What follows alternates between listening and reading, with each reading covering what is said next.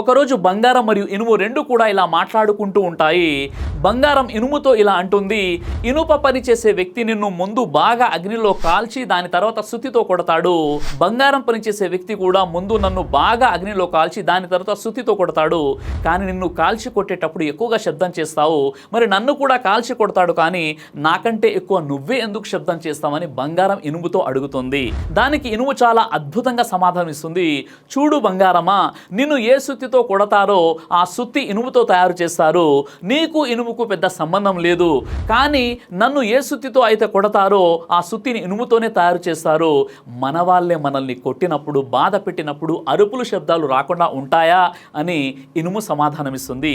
పరాయి వాళ్ళు మోసం చేసినా తట్టుకోగలం, కానీ మన అనుకున్న వాళ్ళు, మన వాళ్ళే మనల్ని మోసం చేస్తే దాని బాధ అనేది మాటల్లో మనం వివరించలేం.